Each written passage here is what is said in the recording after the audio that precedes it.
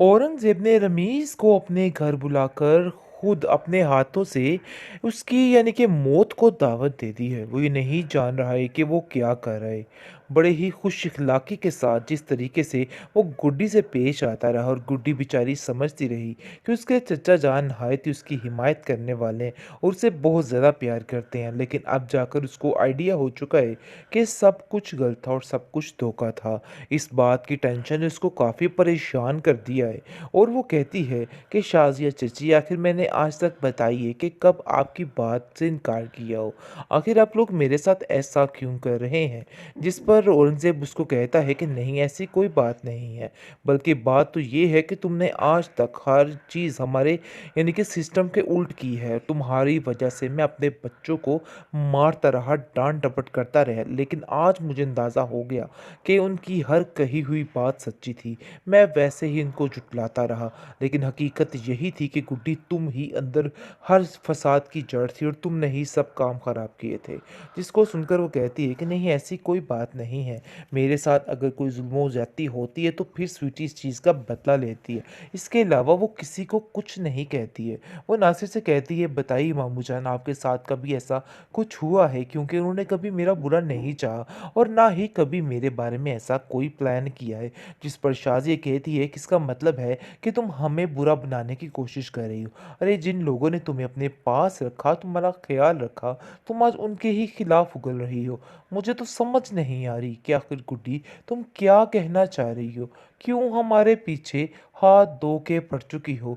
आखिर क्या बिगाड़ा है हमने तुम्हारा? जिसको सुनकर वो कहती है कि मैं किसी के बारे में कुछ भी नहीं बोल रही, बल्कि सिर्फ़ और सिर्फ़ हकीकत बताने की कोशिश कर रही हूँ कि आप लोग जो जैसा समझ रहे हैं ना, वैसा कुछ भी नहीं है। मैंने ऐसा कुछ भी नहीं किया और ना ही आप लोगों के खिलाफ कुछ कहा है। जिस पर औरंगज़ेब उसको कहता है कि अगर हमारे खिलाफ एक भी लफ्ज़ तुमने किसी के सामने बोला, तो हमसे बुरा कोई नहीं होगा।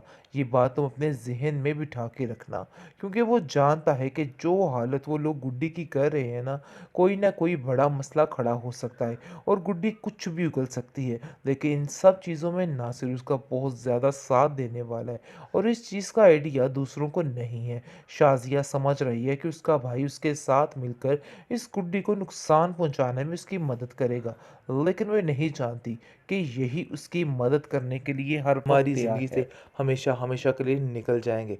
इसलिए तुम्हें परेशान नहीं होना है, बल्कि हिम्मत रखो, देख लेना सब कुछ ठीक हो जाएगा।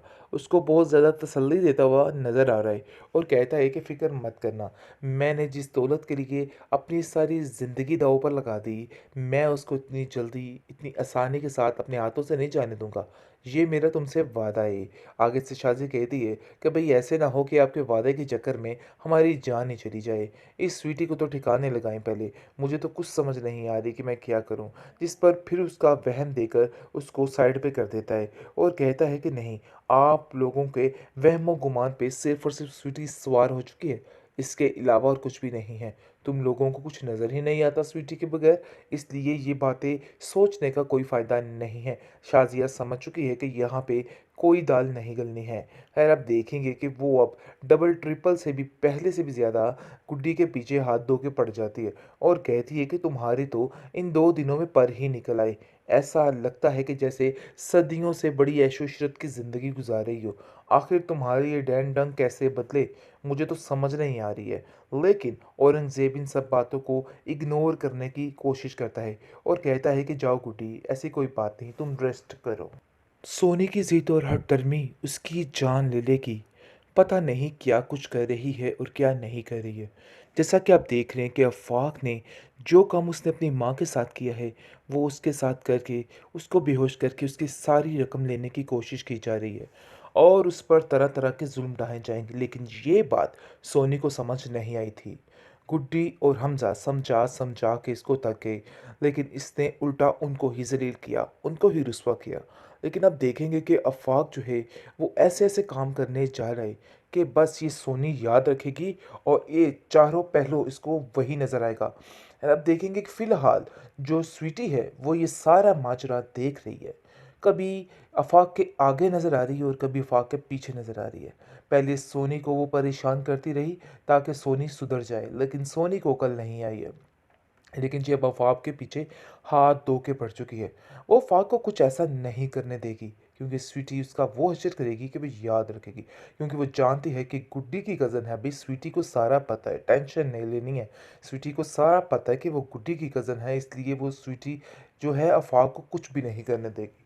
दूसरी तरफ देखेंगे कि जो बंदा इस गुड्डी के साथ बुरा करना चाहता है, उसके साथ ऐसा हशर कर दिया गया है कि ये याद रखेगा। जैसा कि वो लोग फंक्शन से वापस आ रहे होते हैं, उन लोगों का बुरे तरीके से एक्सीडेंट हो जाता है, जिसकी वजह से सारे स्वीटी को ही कसूरवार ठहरा रहे हैं और कह रहे हैं स्वीटी की वजह से ही ये सब कुछ हुआ है। भाई स्वीटी कभी वहाँ पे जाके किसी के आगे गिरी है और कभी पीछे गिरी है, कुछ समझ नहीं आ रही है उसकी। लेकिन जी आप देखेंगे कि जिस तरीके से इस ड्रामे को हॉरर दिखाया गया था ना, ऐसा कोई सीन नहीं है, बल्कि अब तो कुछ और ही सीन बन चुका है। फिलहाल आप देखेंगे कि शाज़िया कहती है कि अरे भई इस लड़की को मैं बिल्कुल भी बर्दाश्त नहीं करूँगी। और वो स्वीटी, छटाक भर की स्वीटी, क्या हाल करके रख दिया उसने हमारा। मुझे तो समझ ही नहीं आ रही है कि वो क्या कर रही है। जिस पर गुड्डी कहती है इसकी स्वीटी तो मेरे पास थी। आप कैसे खालाजान कह सकती हैं कि स्वीटी आगे थी आपके वजह से, यानी उसकी वजह से आपका एक्सीडेंट हुआ है। लेकिन जब देखेंगे कि औरंगज़ेब कहता है जो कुछ भी है अभी फ़िलहाल तुम्हें शाज़िया खामोश रहना होगा। इन सब बातों को करने का कोई फ़ायदा नहीं है, क्योंकि अब इन बातों का कोई भी जवाब नहीं है। क्योंकि वो तो गुड्डी का काम ख़त्म करना चाहता है।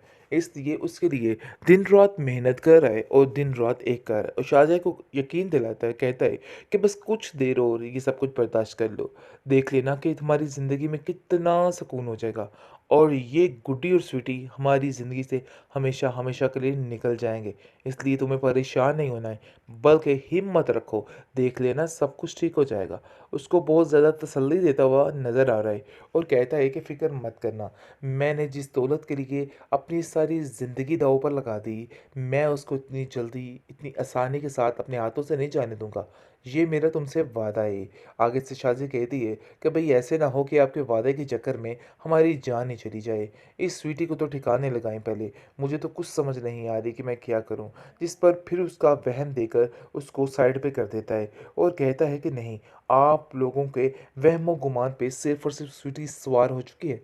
इसके अलावा और कुछ भी नहीं है। तुम लोगों को कुछ नज़र ही नहीं आता स्वीटी के बगैर, इसलिए ये बातें सोचने का कोई फ़ायदा नहीं है। शाज़िया समझ चुकी है कि यहाँ पे कोई दाल नहीं गलनी है। ख़ैर आप देखेंगे कि वो अब डबल ट्रिपल से भी पहले से भी ज़्यादा गुड्डी के पीछे हाथ धो के पड़ जाती है और कहती है कि तुम्हारी तो इन 2 दिनों में पर ही निकल आई। ऐसा लगता है कि जैसे सदियों से बड़ी ऐशो-इशरत की ज़िंदगी गुज़ार रही हो। आखिर तुम्हारे ये डैन-डंक कैसे बदले, मुझे तो समझ नहीं आ रही है। लेकिन औरंगज़ेब इन सब बातों को इग्नोर